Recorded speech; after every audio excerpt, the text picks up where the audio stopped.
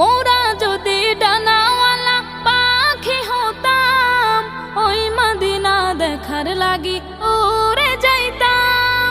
মোরা যদি ডানাওয়ালা পাখি হতাম, ওই মদিনা দেখার লাগি উড়ে যাইতাম। হৃদয় জুড়ে দেখতাম আমি নয়ন ভরে, দু জাহানের বাদশা নবী কামলিওয়ালা রে, দু জাহানের বাদশা নবী কামলিওয়ালা রে। আদি পিতা আদম যখন মুসিবতে পড়ে, মোদের নবীর উসিলাতে আল্লাহ কবুল করে। আদি পিতা আদম যখন মুসিবত